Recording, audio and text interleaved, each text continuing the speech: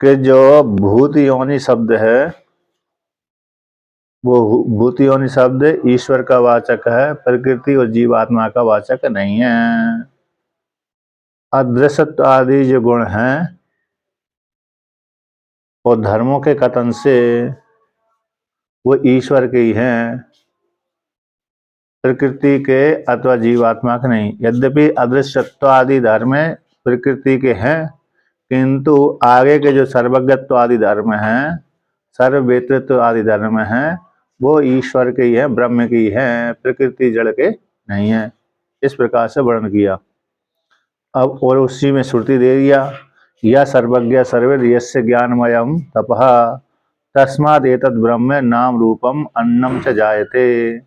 जो सर्वज्ञ परमात्मा सब कुछ जानता है, विशेष रूप से जानता है, सामान्य रूप से जानता है, जिसका ज्ञान में ही तप है, जिस परमात्मा से हिरण्यगर्भ उत्पन्न हुआ और नाम रूप की उत्पत्ति करी और अन्य की भी उत्पत्ति करी, ऐसा उत्पत्ति करने वाला, सभी को जानने वाला कौन है? परमात्मा ही है।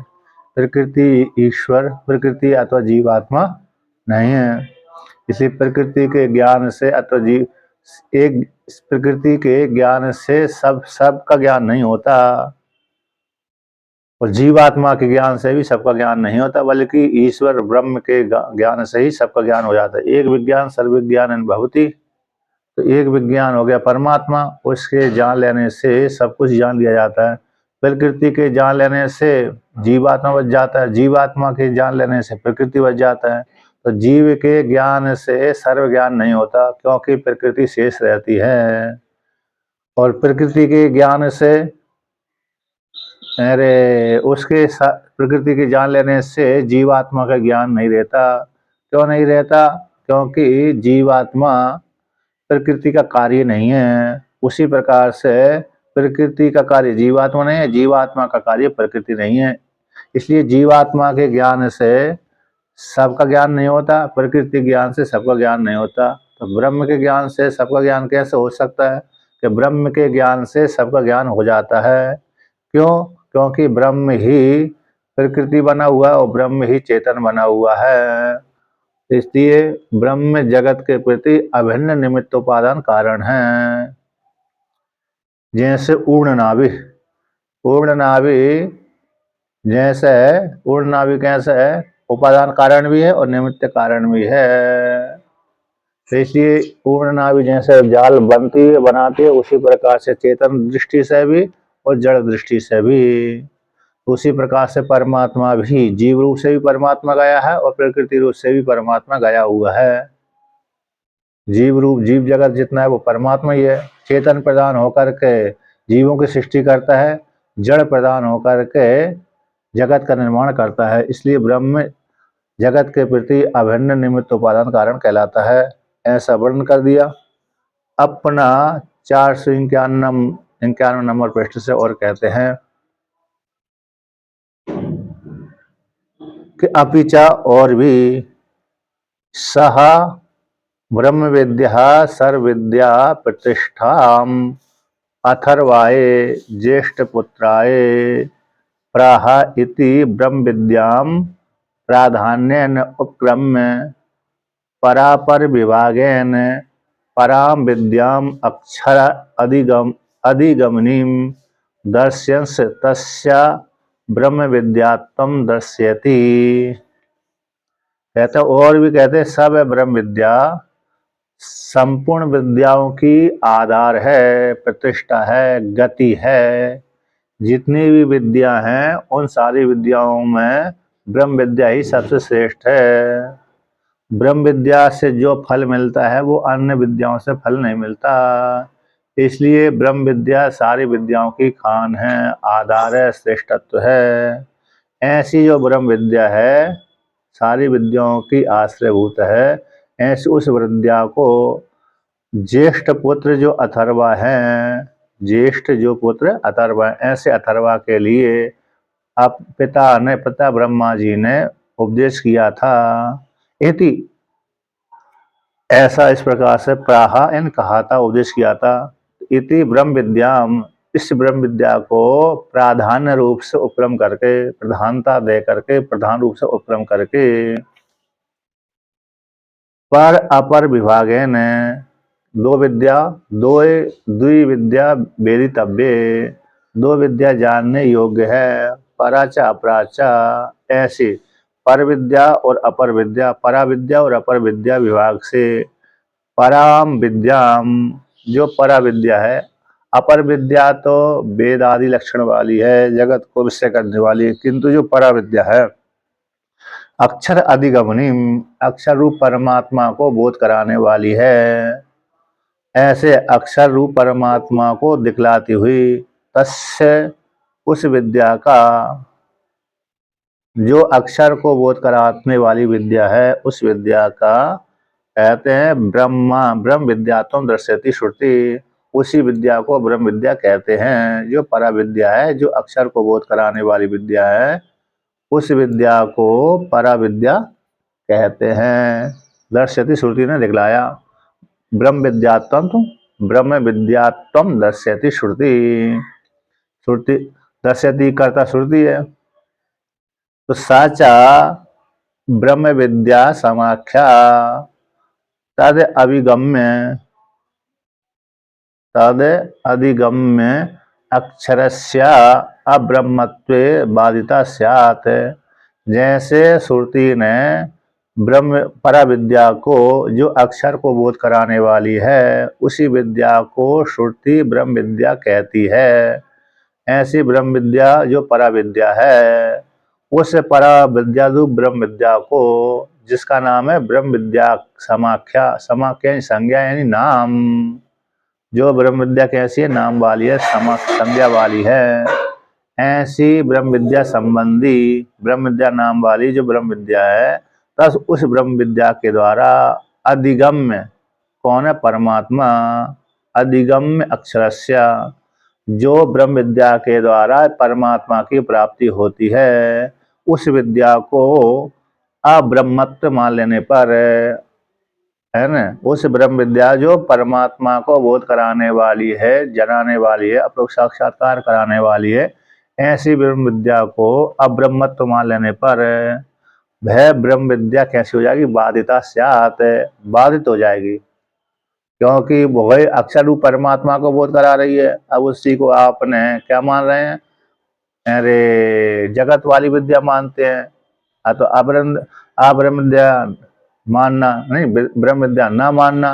तो जब ब्रह्म विद्या नहीं मान रहे तो फिर जो ब्रह्म विद्या पहले वर्णन कर दिया कि परा विद्या वो परमात्मा को बोध कराने वाली है, जिसका नाम ब्रह्म विद्या है, तो फिर वो ब्रह्म विद्या नष्ट हो जाएगी। अब अविद्या मानने पर, अपरा विद्या मानने पर तो ब्रह्म विद्या कैसे हो जाएगा, बाद हो जाएगा। जो पहले सिद्ध किया है कि अक्षर की प्राप्ति होती है, जो अक्षर रूप परमात्मा है वो उसकी प्राप्ति होती है, तो उसको यदि आप अब्रह्मत्व मानेंगे, तो अब्रह्मत्व स्वीकार कर लेंगे परा विद्या को, तो फिर वह विद्या कैसी हो जाएगी, बाधिता स्यात्, जो अक्षर को बोध कराने वाली है, बाधित हो जाएगी, है ना। तद अधिगम्य अक्षरस्य, उस विद्या के द्वारा जो अक्षर की प्राप्ति होती है, उसको प्राप्त कराने वाली जो ब्रह्म विद्या जिसकी संज्ञा है, उसको यदि अब्रह्मत्व स्वीकार करेंगे, अब्रह्मत्व स्वीकार करेंगे, आता इससे ब्रह्म की प्राप्ति नहीं होती, तो फिर यह ब्रह्म विद्या संज्ञा समाप्त हो जाएगी। ब्रह्म का बोध न कराते हो, अतः ब्रह्म विद्या नहीं है ये, तो फिर भी ब्रह्म विद्या कैसे हो जाएगी, बाधित स्यात् है। उसी को और आगे विवरण करते हैं कि अपरा जो विद्या है, अपरहा ऋग्वेद आदि लक्षण कर्म विद्या ब्रह्म विद्या उपक्रमे उपन्यस्यते ब्रह्म विद्या प्रशंसायै, कहते हैं। और भी अपरा से दूसरी जो अपरा विद्या है, जो कर्मकांड संबंधी विद्या है, जो ऋग्वेद आदि लक्षण वाली कर्म विद्या है, जिसमें चारों वेद आ जाते हैं, ऐसे चारों वेद वाली जो विद्या है अपरा विद्या, उस जो कर्म विद्या कहलाती है, वो ब्रह्म विद्या के उपक्रम में, ब्रह्म विद्या के आरंभ में इसका उपन्यास किया गया, दिखलाया गया है, कथन किया गया है। किसका, अपरा विद्या का, ब्रह्म विद्या को बोध कराने के लिए, बताने के लिए अपर विद्या का भी वर्णन कर दिया। क्योंकि नहीं तो ऐसा लग सकता था यदि अपरा विद्या नहीं बताएंगे, परा विद्या के लिए बता दिया, तो हो सकता है कर्मकांड का जब विषय आता है तो फिर वो भी ब्रह्म विद्या हो सकती है, उसके द्वारा ब्रह्म की प्राप्ति हो सकती है। ऐसा किसी के मन में शंका हो जाए तो श्रुति रूप ब्रह्मा जी ने दो विद्या रूप से वर्णन कर दिया, एक परा विद्या, एक अपरा विद्या। इसलिए अपरा विद्या तो जगत को विषय करने वाली है, ये परा विद्या ही परमात्मा को बोध कराती है। इसलिए जो ऋग्वेद आदि लक्षण वाली जो कर्म विद्या है वो ब्रह्म विद्या की उपक्रम में इसको दिखलाया गया, उपन्यास किया गया है। क्यों किया गया, उसमें हेतु दे देते हैं कि ब्रह्म विद्या प्रशंसा, यही ब्रह्म विद्या की प्रसन्नता के लिए, प्रशंसा के लिए, स्तुति के लिए, ब्रह्म विद्या की प्रशंसा, यही प्रसन्नता के लिए, स्तुति के लिए। तो यद स्तूयते तद विधीयते, यद निंद्यते तद निषिध्यते। इसलिए तो जो जिसकी स्तुति की जाती है उसकी विधान होता है, जिसकी निंदा की जाती है उसकी हटा दिया जाता है, इसको स्वीकार नहीं किया जाता, उसकी पूजा नहीं होती। इसलिए ब्रह्म विद्या की स्तुति के लिए अपरा विद्या का उपन्यास कर दिया गया, वर्णन कर दिया। तो उसी को कौन सी वो अपरा विद्या है, तो कहते हैं ये है अपरा विद्या। पिल्वा हेते अद्रड़ा यज्ञ रूपा अष्टादशोक्तिमवरम एषु कर्म यच्छ्रेयो ये भी नंदन्ति मूढ़ा जरह मृत्युम ते पुनरेवापियन्ति। एक दो सात का है, इति एवं आदि निंदा वचनात्। कहते हैं जो यज्ञ रूपा अदृढ़ा ही एते पिलवा, पिलवा यानी विनाशिना, पिलवा शब्द का अर्थ कर दिया विनाशी। कौन विनाशी है, तो ये विनाशी है यज्ञ रूपा, ऋग्वेद आदि लक्षण वाली जो कर्म विद्या है वो विनाशी है, विनाश वाले फल को देती है, इसलिए विनाशी है। ये क्योंकि कर्म का सकाम कर्म कांड से जो उत्पन्न होने वाला जो कर्मों का फल है वो पिलवा है, यानी विनाशी है। पिलवा शब्द का अर्थ कर दिया टीकाकार ने विनाशी। पिलवन्ते गच्छन्ति इति पिलवा, पिलवन्ते गच्छन्ति इति पिलवा यानी विनाशिना, ये विनाशी है। कौन, एते ही यज्ञ रूपा है। अदृढ़ है, अदृढ़ का कर दिया नित्य फल संपादक, नित्य फल संपादन आसक्ता, नित्य फल के प्रतिपादन में देने में जो समर्थ नहीं है। एते जो वो से यज्ञ रूपा, नित्य फल को प्रतिपादन करने में देने में समर्थ नहीं है, ऐसे जो अदृढ़ हैं, ऐसे जो विनाशी वाले कर्मकांड हैं, वो कहते हैं वो यज्ञ रूप है, यज्ञ वाले हैं, यज्ञ स्वरूप है। वो कैसे, अष्टादशोक्तम अवरम एतु कर्म, तो जो नित्य फल को देने में समर्थ नहीं है, ऐसे वो जो यज्ञ रूप है, वो यज्ञ कितने पर, यज्ञों में कितने ऋत्विज आदि लगते हैं, कहते हैं अष्टादश, 16 तो ऋत्विज लगते हैं। एक वेद के 4 ऋत्विज, ऋग्वेद के 4 ऋत्विज, यजुर्वेद के 4 ऋत्विज और सामवेद के और अथर्ववेद के। तो एक एक वेद के 4 ऋत्विज होते हैं, तो 4 4 4 4, तो 4 4 मिला करके चारों को 8 16 हो गए, 4 दूनी 8, 8 दूनी 16। तो एक यज्ञ में 16 प्रधान ऋत्विज होते हैं और 2 यजमान और यजमान की पत्नी, तो 16 2 18, तो अष्टादश उत्तम, जो अष्टदशों के द्वारा यानी 18 के द्वारा जो यज्ञ रूपा अदृढ़ है, विनाशी है, एक कर्म किया जाता है। तो इसलिए यहाँ पर षोडश शब्द का अर्थ ऋत्विजा, षोडश ऋत्विजा, और पत्नी यजमान इति अष्टादशा, पत्नी और यजमान मिलाकर कितने हो गए 18। इसमें जो 16 ऋत्विज होते हैं एक एक यज्ञ के, तो चार चार उसमें से देखो प्रधान प्रधान होते हैं कौन, अद्रव्य, उद्गाता, ब्रह्म, होता, ये चार प्रधान होते हैं। ब्रह्मा सबसे लास्ट में आता है, चौथे नंबर पे ब्रह्मा। तो होता हो गया, उद्गाता हो गया, अद्रव्य हो गया और ब्रह्मा हो गया। तो एक एक एक एक एक एक वेद के चार चार प्रधान ऋत्विज, फिर उनके नीचे उनकी आज्ञा पालन करने वाले उनके नीचे दूसरे नंबर के आते हैं, फिर उनके नीचे तीसरे नंबर के आते हैं, फिर उनके नीचे चौथे नंबर के आते हैं। तो जो ऊपर वाला मुख्य है एक एक वेद के, उनको ज्यादा दक्षिणा मिलेगी, उससे कम वाले, उससे नीचे वाले को थोड़ी कम करना पड़ेगी, और उससे और नीचे है उससे और उसको कम देना पड़ती है, और उसके नीचे है तो उसको और कम देना पड़ती है। यज्ञ के भीतर सभी को समान रूप से दक्षिणा नहीं दे सकते। यदि किसी यजमान ने कहा कि आप सभी ने समान रूप से कार्य किया है, पूरी मेहनत करी है, किसी ने कम और ज्यादा नहीं करी, तो हम सभी को समान दक्षिणा देंगे, तो यज्ञ वो पूरा नहीं होगा, उसमें त्रुटि हो जाएगी, गलती हो जाएगी, क्योंकि यज्ञ में विधान है कि तरफ तमप करके दक्षिणा देना पड़ती है। तो प्रधान को ज्यादा दक्षिणा देना पड़ेगी, और उससे कम वाले को कम देना पड़ेगी, उससे कम वाले को कम, और उससे कम वाले को कम।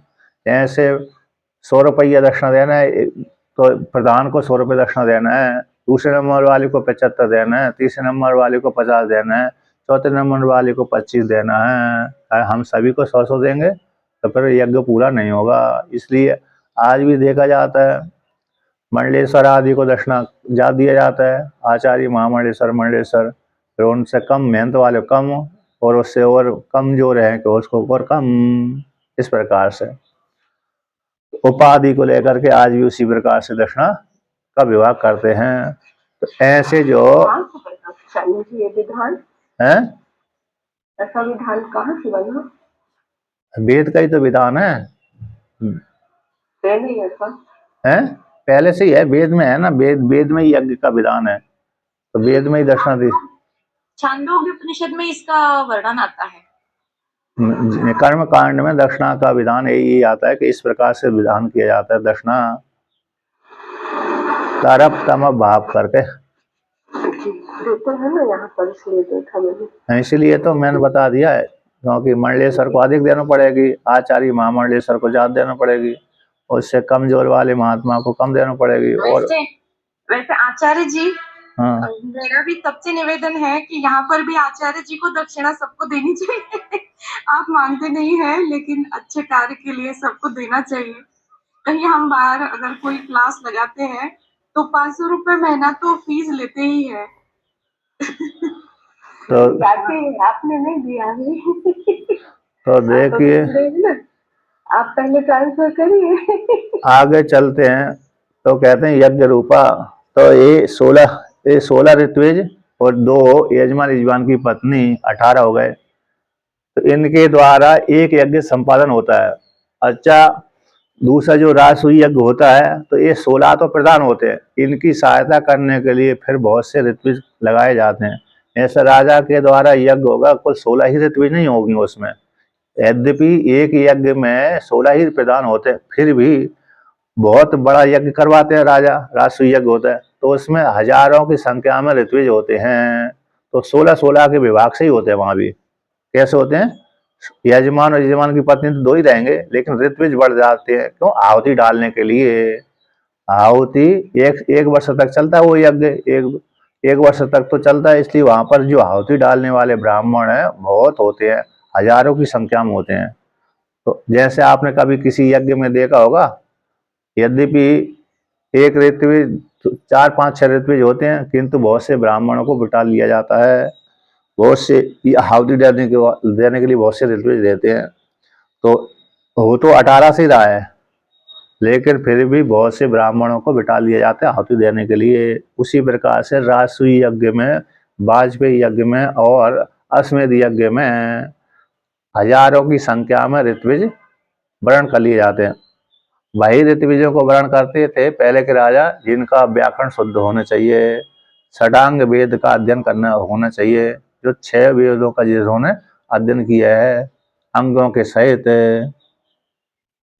है ना, इसको वो षटांग वेद कहते हैं। तो ऐसे उन ऋत्विजों को वर्णन करते थे। जैसे राम जी के यज्ञ में आता है, राम जी का है, युधिष्ठिर महाराज का यज्ञ का वर्णन करते हैं। राम जी के यज्ञ का वर्णन, युधिष्ठिर महाराज के यज्ञ का वर्णन और अन्य अन्य राजाओं का वर्णन। विशेष रूप से महाभारत में युधिष्ठिर महाराज के यज्ञ का वर्णन किया है, उसकी बहुत प्रशंसा की है।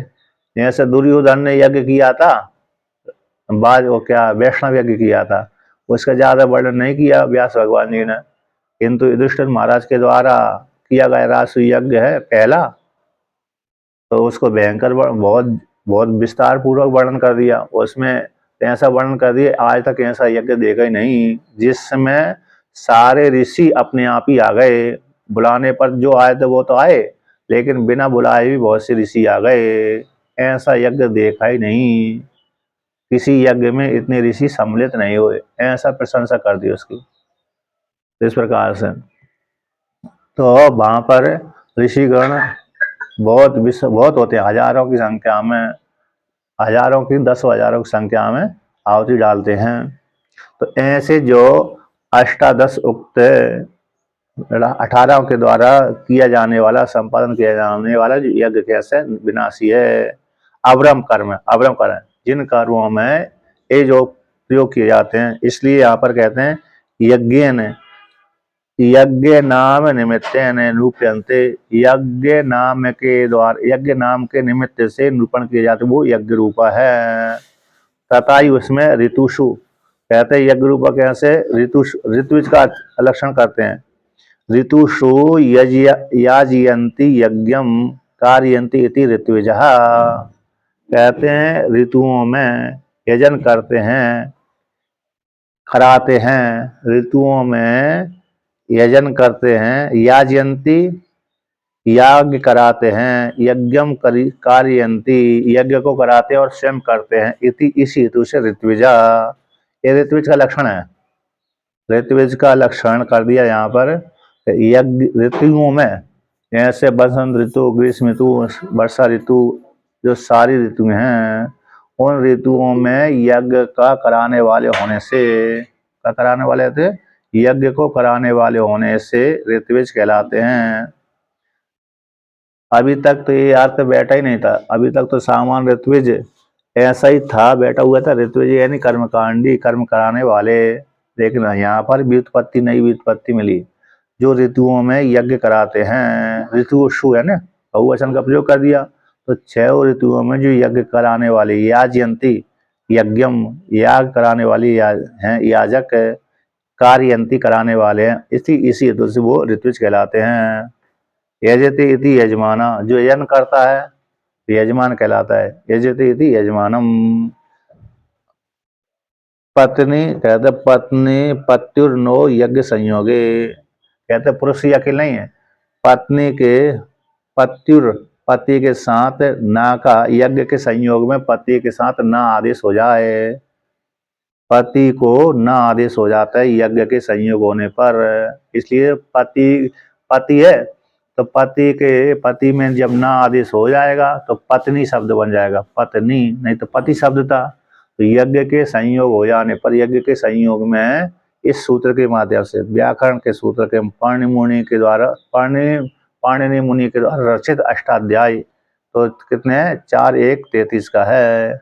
इस सूत्र में जब यज्ञ संबंधी कार्य हो तो वहां पर पति भी है यज्ञ कराने वाला, और यजमान की वो पत्नी, तो वो उस पत्नी के, तो किस अर्थ में पत्नी शब्द प्रयोग किया जाता है कि यज्ञ संयोगे, तो यज्ञ के संयोग में पत्नी को ग्रहण किया जाता है, इसलिए वहां पर पति शब्द से न प्रत्यय आदेश हो जाता है तो पत्नी शब्द बन जाता है।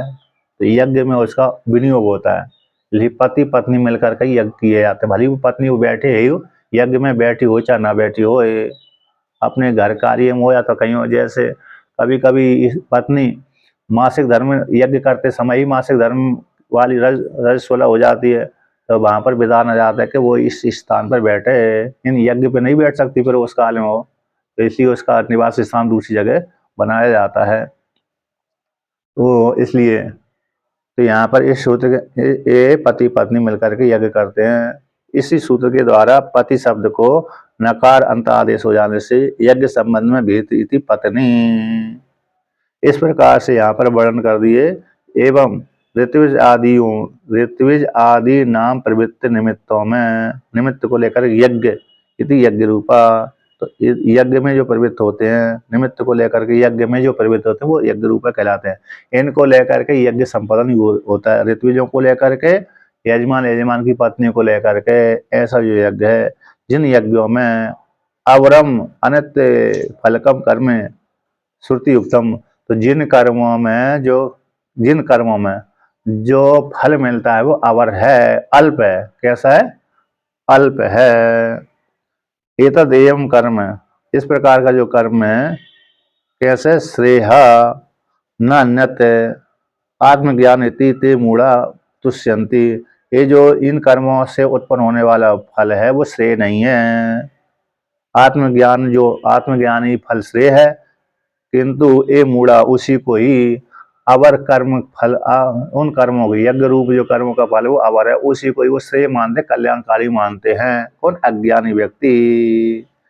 ते पुनः पुनः जन्म मरण आपनुवंती, कहते हैं ते एत श्रेय। अब भाष्य में है, कहते जो उन अष्टादशों से संपादित होने वाला जो यज्ञ कर्म है, उन कर्मों का फल कौन है? अनित्य है, अल्प ही है। अल्प होता हुआ भी उस यज्ञों के कर्मों को जो मूढ़ व्यक्ति हैं, अज्ञानी व्यक्ति हैं, एत श्रेयो, आपने बहुत यज्ञ किए, हमने इसको का, अरे वो सोम का पान कर लिए इसलिए हम अमर हो गए, सोम का पान कर लिया हम अमर हो गए, अजर हो गए, इसलिए उस कर्मों से उत्पन्न होने वाले कर्मों का फल को श्रेय मानते हैं। क्या मानते हैं? श्रेय मानते हैं। श्रेय मान करके ये जो अज्ञानी व्यक्ति अभिनंदनती, आनंदित होते हैं। आनंदित होते कौन? मूढ़ बोल दिया श्रुति ने। ऐसे व्यक्ति यद्यपि है अल्प फल, लेकिन फिर भी उसको कहते हैं हमने बहुत कर लिया, बहुत दान पुण्य आदि कर लिए, इसलिए हमारा कल्याण हो गया इत्यादि, और हम अमर हो गए, ऐसा मानते हैं।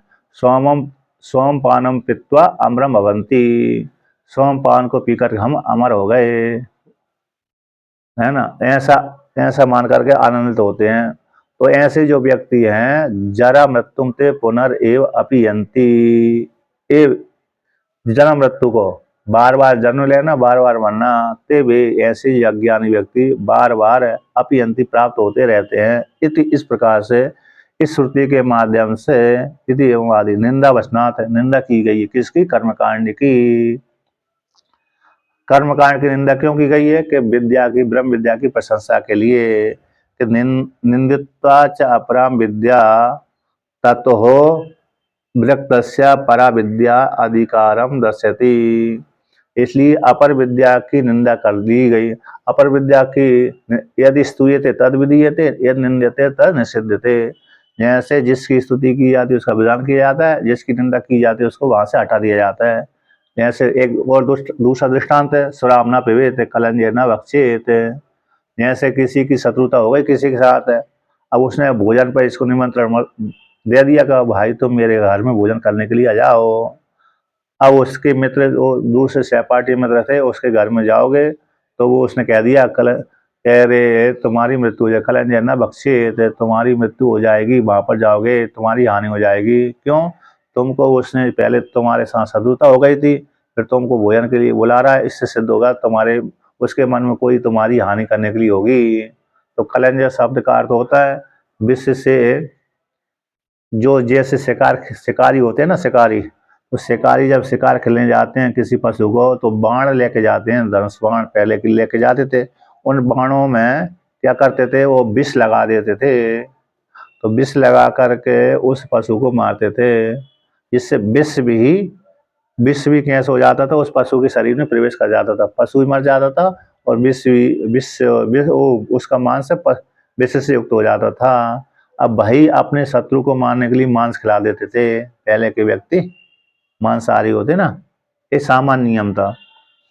अथवा जैसे शेर आदि को नहीं मार पा रहे हैं, तो शेर के उसमें बाण मार दिया विष से, यदि वो शेर भाग भी गया तब भी विष के कारण वो मर जाता था। इसलिए ऐसे विष से बुझी हुए विष के द्वारा मारा गया पशु, उससे बना हुआ जो मांस है, उस मांस को भोजन बना करके अपने शत्रु को मारने के लिए खिला दिया, तो उससे क्या होगा? तो विष खाने से व्यक्ति को बीमारी होती है, यानी हानि होती है। तो कलंजे न भक्षे थे, तो कलंजे का भक्षण करेगा व्यक्ति तो हो सकता है मारा भी जाए, इलाज ना वैद्य ना मिले तो, और नहीं तो फिर पेट तो खराब हो ही जाएगा, कुछ हानि हो जाएगी। सुराम ना पिबेत है, क्या सुरा का पान नहीं करना चाहिए? यदि कहा मैं करूँगा, मदिरा का सेवन करूँगा, तो सेवन करोगे तो नरक में जाओगे तुम। यदि मदिरा का सेवन किया तो कहाँ जाओगे? नरक की प्राप्ति होगी। नरक की मदिरा से कैसे? कि मदिरा का जब व्यक्ति सेवन करने लगेगा तो आदत पड़ जाएगी, आदत पड़ जाएगी, फिर वो अरे भजन पूजन तो उसका छूट ही जाता है ना? तो अच्छे अच्छे कार्य करना बंद कर देगा, तीर्थ में सेवन करना बंद कर देगा, दान पुण्य करना बंद कर देगा, गलत लोगों के साथ संगत करने लगेगा, तो अच्छे काम करना बंद कर देगा और खराब कर्म करना चालू हो जाएंगे उसके, इसलिए वो नरक में चला जाएगा। इसलिए श्रुति निषेध कर देती है, सुराम ना पिबेत, मदिरा का सेवन नहीं करना चाहिए, तो निंदा कर दी। तो यदि स्तूयते तद विधीयते, तो जिसकी स्तुति की जाती है उसकी विधि की जाती है, तो तुम ऐसा कार्य करो, ये बहुत ही अच्छा है, ये स्तुति हो गई। इसलिए क्या करो? यज्ञ यज्ञ करिए, दान पुण्य करिए, तीर्थों का सेवन करिए, जप करिए, हवन करिए इत्यादि, ये प्रशंसा शुभ कार्य करिए, तो ऐसा प्रशंसा हुई उसकी।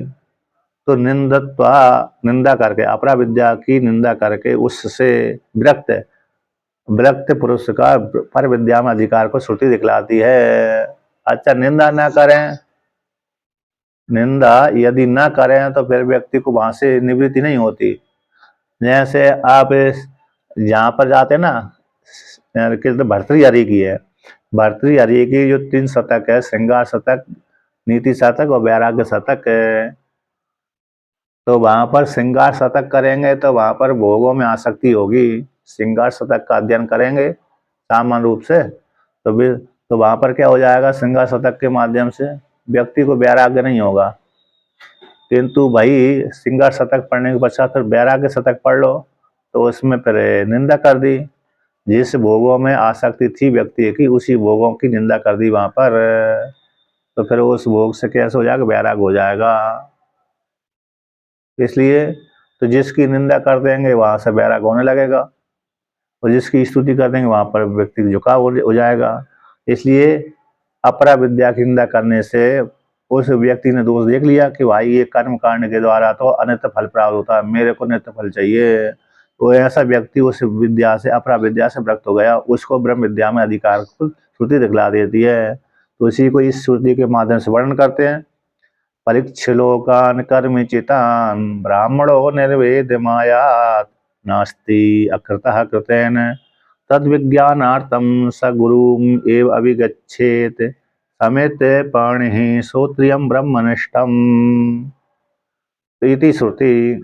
कहते परीक्ष लोकान कर्मचितान, ये पंक्ति आगे, कर्मों के द्वारा अर्जित, कर्मचितान यानी कर्मों के द्वारा, अष्टादशों के द्वारा संपादित जो कर्म हैं, 18 के द्वारा, 18 का यजमान की पत्नी को मिलाकर के 18 के द्वारा संपादित जो कर्म हैं, संपादित कर्म, उनके द्वारा, ची चैन धातु है, कर्म चितान, कर्मों के द्वारा संचित किए गए, अष्टादशों के द्वारा संपादित किए गए, एकत्रित किए गए जो लोग हैं, वो लोग कैसे नष्ट होने वाले हैं? परीक्षा करके देख लीजिए। कर्मों के द्वारा संपादित होने वाले लोग कैसे हैं? वो विनाशी हैं। जैसे हमने लौकिक धन, दृष्टांत दिया जाता है इसमें, लौकिक धन, तो जैसे लौकिक जगत में हमने क्या कर लिया?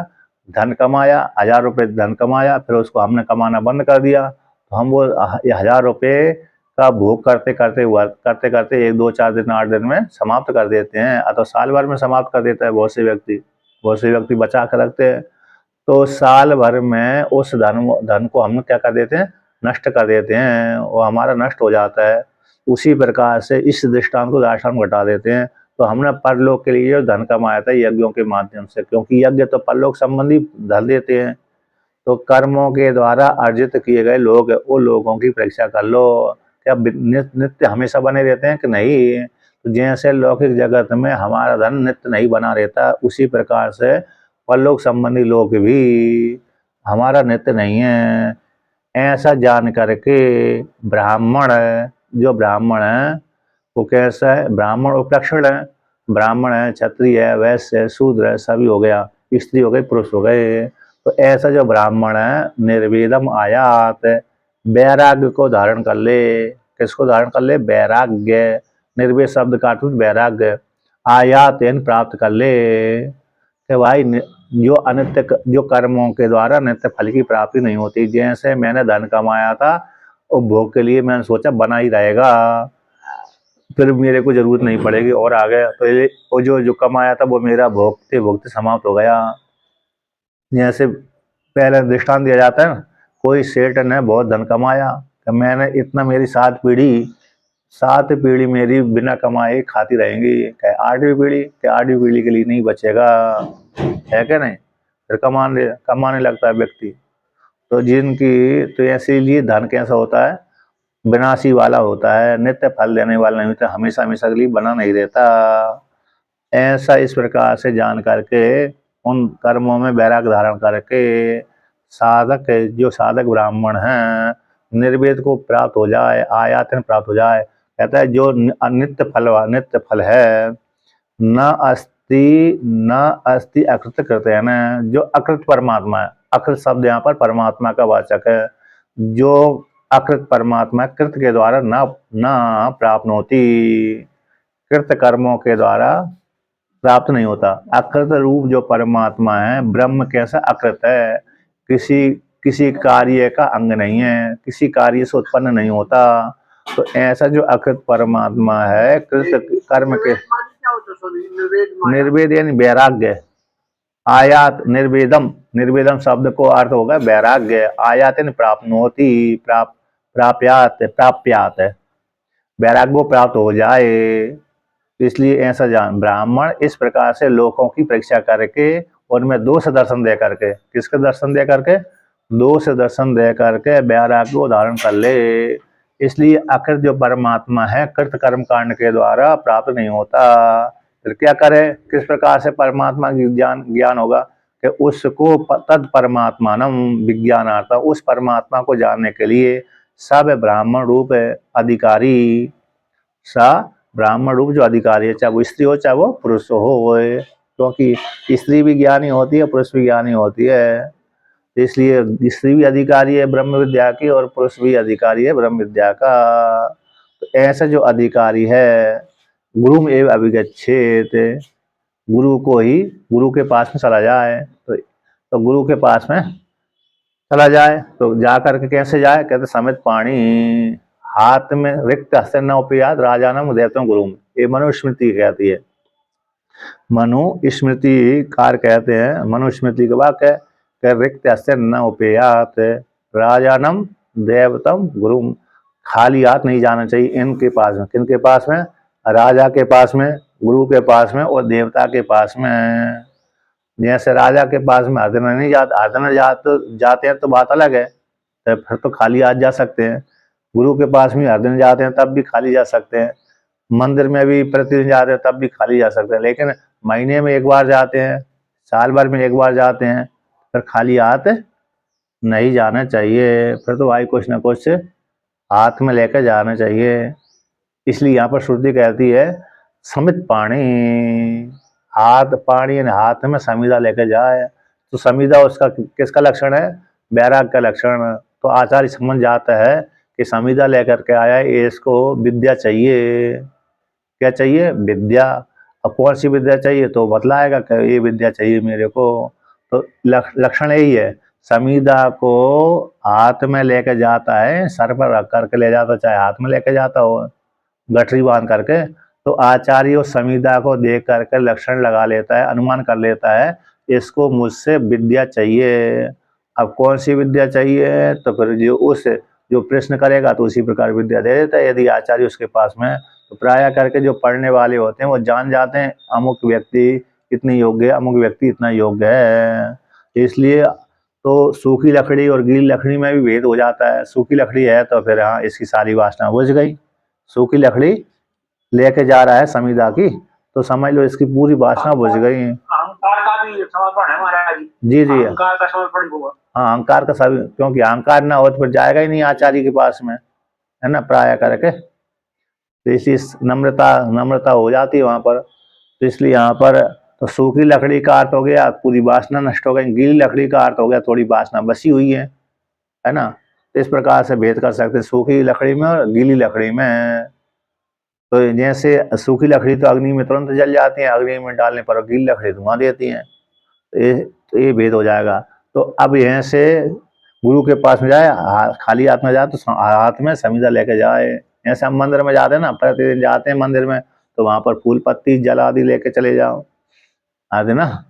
यदि धन है तो, नहीं है तो कोई बात नहीं है। यहाँ पर धन के लेकर के ये यहाँ पर क्या धन नहीं है और हम कहाँ से लेके जाएं, तो वो उसके ऊपर लागू नहीं होता। जिसके पास धन है उसी के ऊपर ये नियम लागू होता है ना। धन भी है और फिर लेके नहीं जाता तो वो कंजूसी हो जाता है। इसलिए तो यहाँ पर वही प्रयोग कर दिया कि जो व्यक्ति धनाढ़ है और लेकर नहीं जाता है तो कंजूस हो जाएगा। तो इसी समय तो मनु महाराज का वाक्य है, रिक्त असन्न पे राजा नाम देवता। गुरु राजा के पास में, गुरु के पास में और देवता के पास में खाली हाथ नहीं जाना चाहिए। ऐसा इस प्रकार से ले जाने वाला समित पाणी, हाथ में समिधा ले जाने वाला मोक्ष का अधिकारी तो किसके पास में जाए? श्रोत्रियम ब्रह्मनिष्ठम, जो शास्त्र जिसने परंपरा से वेदों का श्रवण किया है वो श्रोत्री कहलाएगा। क्योंकि श्रोत्रिय नहीं होगा तो शंका का समाधान नहीं कर सकता। श्रोत्रिय यदि नहीं है तो शंका का समाधान नहीं कर सकता। और कौन? ब्रह्मनिष्ठ, ब्रह्मनिष्ठ भी होना चाहिए। हाँ, लेकिन कभी कभी ब्रह्मनिष्ठ नहीं होता है व्यक्ति, श्रोत्रिय तो होता है। तो श्रोत्रिय होना अनिवार्य है, श्रोत्रिय होना अनिवार्य है। अब ब्रह्मनिष्ठ का कोई लक्षण जान भी सकता, नहीं जान भी सकता, यही ब्रह्म वेत्ता है। लेकिन श्रोत्रिय तो बहुत मिल जाएंगे। ब्रह्मनिष्ठ, ब्रह्म में आता है, दो ब्रह्म का साक्षात्कार कर लिया उनको भी ब्रह्मनिष्ठ कह सकते हैं। अतः दूसरा अर्थ ये हो जाएगा, ब्रह्म में निष्ठा है जिसकी, ब्रह्म में ब्रह्मभूत प्रसन्न आत्मा न सोचती कांचती, ऐसे लक्षण दिख जाता है। नहीं, वो भी है। दूसरी बात है, दूसरा अर्थ है ब्रह्म में ब्रह्मणी निष्ठा, यस्य सा ब्रह्मनिष्ठा ब्रह्मनिष्ठम, ब्रह्म में है निष्ठा यस्य जिसकी। ऐसा श्रोत्रिय की, जैसे बहुत से व्यक्तियों की कर्म का यदि श्रोत्रिय है लेकिन कर्मकांड में निष्ठा ज्यादा है। श्रोत्रिय तो है लेकिन कर्मकांड में निष्ठा है। श्रोत्रिय है वो उपासना में निष्ठा है, श्रोत्रिय है ब्रह्म में निष्ठा है। भले ही अपरोक्ष साक्षात्कार नहीं हुआ, भले ही अपरोक्ष साक्षात्कार नहीं हुआ, लेकिन निष्ठा किस में? ब्रह्म में है। ठीक है ना। जैसे सब, इसलिए ब्रह्मनिष्ठ शब्द का ये भी अर्थ कर सकते हैं। दूसरा ब्रह्मवेत्ता ही हो जाएगा। दूसरा कैसा अर्थ हो जाएगा? सीधा सीधा साक्षात ब्रह्म साक्षात्कार का, साक्षात जिसने किया है, ब्रह्म का साक्षात्कार किया, उसका अर्थ भी ब्रह्मनिष्ठ हो जाएगा। दूसरा जो परोक्ष ज्ञानी, जो ब्रह्म भविष्य काल में ब्रह्म ज्ञानी हो सकता है, उसका भी नाम ब्रह्मनिष्ठ हो जाएगा। और जो ब्रह्म में निष्ठा रखता है, अभी अपरोक्ष साक्षात्कार नहीं हुआ बल्कि परोक्ष ज्ञानी है, वो ब्रह्म में निष्ठा रखता है, अन्य में निष्ठा नहीं रखता, उसको ही ब्रह्मनिष्ठ कह सकते हैं। ये तीन प्रकार के अर्थ इसके ब्रह्मनिष्ठ शब्द के हो सकते हैं। क्योंकि सभी जगह ब्रह्मवेत्ता नहीं मिलते, तो श्रोत्रिय तो मिल जाएंगे। तो इसलिए श्रोत्रिय होना अनिवार्य है, क्योंकि श्रोत्रिय नहीं होगा तो फिर व्यक्ति समाधान नहीं कर सकता। और ब्रह्म में निष्ठा रखने वाला भी होना चाहिए, उसमें परोक्ष ज्ञानी अपरोक्ष ज्ञानी दोनों को ले सकते हैं। ऐसे श्रोत्रिय ब्रह्मनिष्ठ के पास में हाथ में समीधा लेकर के जाए। तो इति इस प्रकार से वर्णन किया।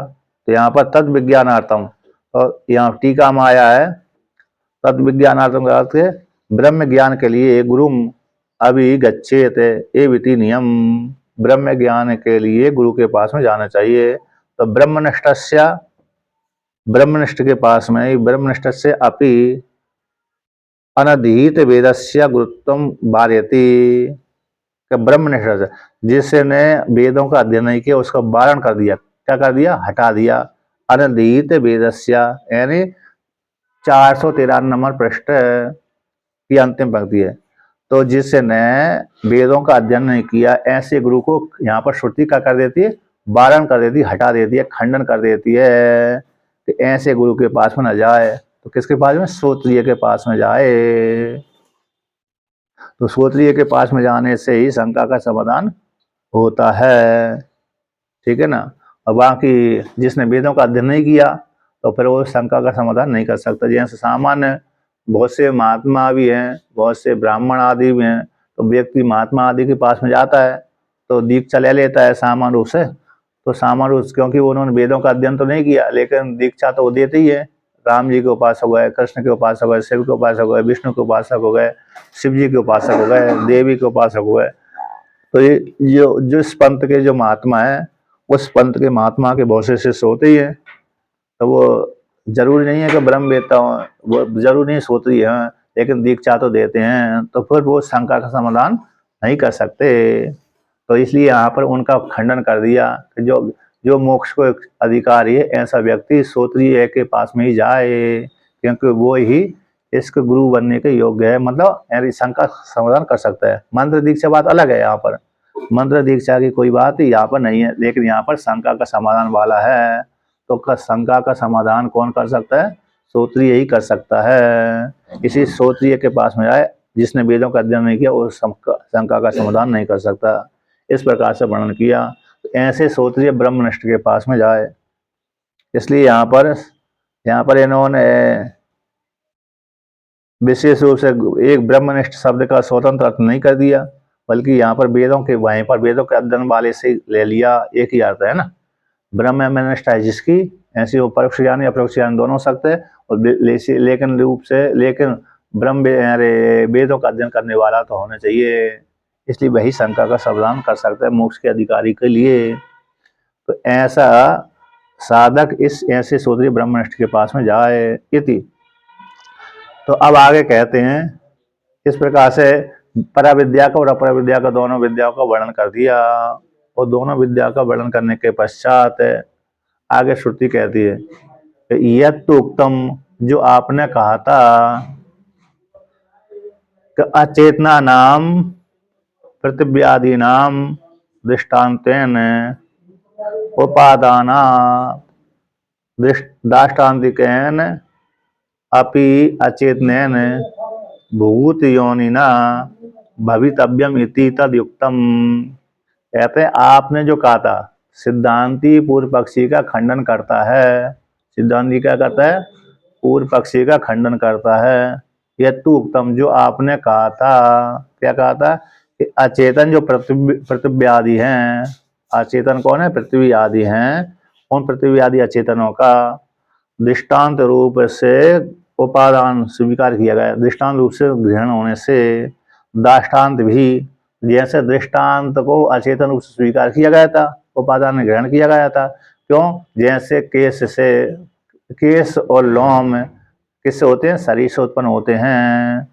हमारे शरीर से केस भी उत्पन्न होते हैं, लोम भी उत्पन्न होते हैं। और कौन सा दृष्टांत दिया जाता है? पीछे आए थे ना, अरे पृथ्वी से अरे वृक्ष आदि पैदा हो गए, केस पुरुष से अरे केस लोम पैदा हो गए, और दूसरे और भी हो गए, कितने 4-5 दृष्टांत होते हैं भाई।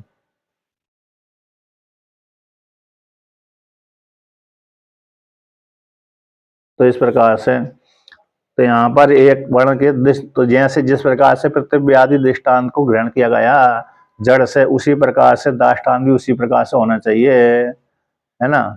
तो जड़ से ही ये जगत की उत्पत्ति हुई है। तो दाष्टान्त रूप से भी अचेतन के द्वारा ही, अचेतन जो दाष्टान्त है उसके द्वारा ही, भूत योनि के द्वारा ही जगत की उत्पत्ति होना चाहिए, ऐसा स्वीकार कर लेना चाहिए। ऐसा जो आपने कहा था, जैसे दृष्टांत दिया जाता पृथ्वी आदि जड़ से वृक्ष आदि की उत्पत्ति होती है, किसकी उत्पत्ति होती है? जड़ आदि की उत्पत्ति होती है। तो उसी प्रकार से दाष्टान्त के द्वारा भी उसी प्रकार स्वीकार कर लेना चाहिए। तो भूतियों शब्द यहाँ पर प्रकृति का वाचक है, ऐसा पूर्व पक्षी के द्वारा कहा गया था। अचेतन भूत योनि के द्वारा जगत की उत्पत्ति है, ऐसा स्वीकार कर लेना चाहिए। ऐसा जो आपने कहा था तद अयुक्तम, वो ठीक नहीं है। कहते हैं कि नहीं दृष्टांत दाष्टान्तिकयोर आत्यंतम साम्येन भवितव्यम इति नियमो अस्ति। तो सिद्धांती कहते हैं, भगवान भास्कर कहते हैं, यह क्योंकि दृष्टांत और दाष्टांत में अत्यंत समानता हो ऐसा कोई नियम नहीं है। दृष्टांत और दाष्टांत में एक पूरी समानता हो कि जो नियम दृष्टांत का है वो ही दाष्टांत में होना चाहिए। जैसे जैसे ब्रह्म को सिद्ध करने के लिए आकाश का दृष्टांत दिया जाता है, तो आकाश के पूरे धर्मों को स्वीकार किया जाए ऐसा कोई नियम नहीं है। तो दृष्टांत दाष्टांत में अत्यंत साम्य रूप से होना चाहिए, समानता होना चाहिए, ऐसा कोई नियम नहीं है। अपि च वर्वी स्थूलः पृथिव्यादयो दृष्टांतेन उपात्ता इति, है ना। न स्थूल एव दाष्टान्तिकयोः भूतयोनिर अभ्युपगम्यते, कहते और भी जैसे स्थूल पृथ्वी आदि दृष्टांत रूप से स्वीकार किए गए, उपात्तन ग्रहण किए गए हैं। जैसे दृष्टांत के द्वारा दृष्टांत रूप से पृथ्वी आदि को ग्रहण किए गए, स्थूल जो पृथ्वी आदि दृष्टांत रूप से ग्रहण किए गए हैं, उसी प्रकार से दाष्टान्त भी भूतयोनि स्थूल ही होना चाहिए, ऐसा कोई नियम नहीं है। तो न स्थूल ही दाष्टान्त को, इस दाष्टान्त में भी जो भूतयोनि स्थूल ही होना चाहिए ऐसा नियम नहीं है, ऐसा भूतयोनि को स्वीकार नहीं कर सकते। न स्थूल है दाष्टान्त, तो स्थूलता भूतयोनि शब्द यहाँ पर स्थूलता का वाचक नहीं है, तो स्थूल ही दाष्टान्त है ऐसा नहीं स्वीकार कर सकते। इसलिए भूतयोनि शब्द यहाँ पर प्रकृति आदि का वाचक नहीं है बल्कि ब्रह्म के वाचक है। तस्माद अदृश्यत्वादि गुणों को भूतयोनि परमेश्वर एवं इसलिए सिद्ध करते हैं कि स्थूल अदृश्यतादि गुण है जिसमें, तो जैसे अदृश्यत्व, अग्राह्यम, अगोत्रम, अवर्णम इत्यादि शब्द आया, तो अदृश्यत्वादि गुण कौन शब्द का वाचक है? भूतयोनि शब्द यहाँ पर परमेश्वर का वाचक है जिसमें अदृश्यत्वादि गुण है ना।